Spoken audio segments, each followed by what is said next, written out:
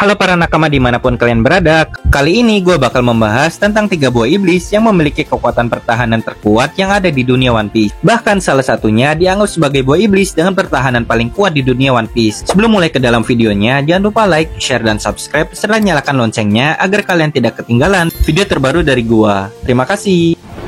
Yang pertama ada buah iblis Kira-Kira Nomi milik Jozu. Kira-Kira Nomi adalah buah iblis tipe Paramecia yang memungkinkan penggunanya untuk merubah tubuh mereka menjadi berlian. Bahkan pada SBS volume 61 ada seorang fans yang bertanya apakah Anu Jozu juga bisa berubah menjadi berlian. Lalu ada fans yang menjawab, iya, bahwa Anunya juga bisa berubah menjadi berlian. Karena berlian adalah salah satu jenis batuan terkeras di dunia, buah iblis ini memberikan penggunanya ketahanan dan serangan yang kuat. Dengan kekuatannya ini, pada chapter 553, Jozu berhasil menahan serangan tebasan dari Mihawk yang merupakan pendekar pedang terkuat di dunia One Piece. Dan seperti yang kita tahu, kalau kekuatan tebasan dari Mihawk itu bisa membelah ombak tsunami es besar yang ada di Marineford. Tapi di hadapan Jozu, serangannya justru bisa ditahan. Oh iya, kelemahan buah iblis ini adalah pengguna tidak akan bisa bergerak jika semua tubuhnya diubah menjadi berlian. Inilah alasan mengapa Jozu hanya mengubah sebagian tubuhnya saja menjadi berlian. Dan seringkali Jozu hanya menyisakan tubuh bagian bawahnya agar bisa bergerak menyerang lawan. Salah satu teknik dari buah iblis ini adalah Brilliant Pang, sebuah terjangan tinju berlian dari Jozu yang memberikan serangan pukulan keras kepada lawannya. Di dalam cerita, pengguna buah iblis ini adalah Diamond Jozu, kapten divisi ketiga dari bajak laut Shirohige. Yang kedua ada Kamekame Nomi. Kamekame Nomi adalah buah iblis tipe Zoan biasa yang membuat penggunanya bisa berubah menjadi kura-kura dan wujud kura-kura hibrida. Dengan kemampuan ini, penggunanya akan memiliki cangkang kura-kura yang sangat kuat dan keras. Pada chapter 822, Percoms mengatakan bahwa cangkang buah iblisnya itu memiliki tingkat kekerasan yang sama seperti sebuah berlian, yang artinya buah iblis ini adalah buah iblis Zoan yang memiliki ketahanan terkuat. Bukti kuatnya kekuatan cangkang dari buah iblis ini itu bisa kita lihat pada chapter 652. Di chapter itu, Percoms yang berubah menjadi wujud kura-kuranya mampu bertahan dari tembakan Gatling Gun yang ditembakkan oleh Karibo di Pulau Gyojin. Namun karena memiliki tingkat kekerasan seperti berlian, maka pengguna di dalam wujud Zoannya sejauh ini ditunjukkan tidak bisa bergerak selama fase perubahan. Hal ini tentunya sama seperti Jozu yang tidak bisa bergerak di dalam wujud berliannya. Di dalam cerita, pengguna buah iblis ini adalah Percoms, salah satu suku Ming yang menjadi bawahan dari bajak laut Big Mom.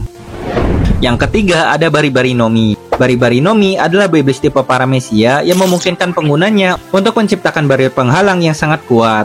Dengan kekuatan yang diberikan buah iblis ini, pada chapter 709, teknik King Punch milik Raja Elizabelo yang diceritakan mampu menghancurkan benteng dan berhasil menghempaskan semua peserta Colosseum yang lain. Di hadapan kekuatan Bari-Bari Nomi, teknik pukulan King Punch diperlihatkan masih tidak berhasil menggores ketahanan dari barir ciptaan buah iblis ini. Bahkan pada chapter 969, serangan tebasan milik Kozuki Oden, mantan kapten divisi 2 Shirohige, dan orang yang berhasil melukai Kaido, ditunjukkan masih tidak bisa menghancurkan barir ciptaan buah iblis ini, yang membuktikan kalau barir ciptaan buah iblis ini memang memiliki pertahanan paling kuat. Lalu pertanyaannya, mengapa Shanks bisa mengalahkan Bartolomeo pada chapter 1125? Sebelumnya kalian harus tahu guys, Shanks adalah seorang Yonko yang tidak barbar dalam bergerak. Shanks akan selalu mencari informasi terkait targetnya. Seperti yang Shanks lakukan saat menemui Shirohige, Shanks berani menyuruh Shirohige untuk menarik es mundur dari pengejaran Kurohige karena Shanks sudah memiliki pengalaman dan pengetahuan terkait Kurohige yang masih belum menunjukkan kekuatan aslinya.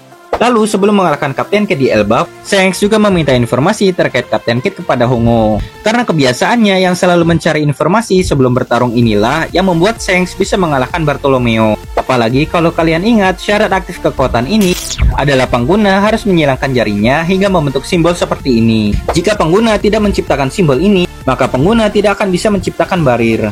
Jadi kemungkinan besar Shanks mengetahui fakta kelemahan buah iblis ini dan berhasil memaksa dan mengalahkan Bartolomeo sebelum dia mengaktifkan kekuatannya. Selain untuk bertahan, dengan ketahanan kuat dan tingkat kekerasannya, pengguna bisa menggunakan barir ciptaan buah iblis ini untuk menyerang lawan. Salah satunya adalah teknik Bari-Bari no Pistol, sebuah teknik yang diciptakan oleh Bartolomeo yang terinspirasi dari teknik Gomu-Gomu no Pistol milik Luffy.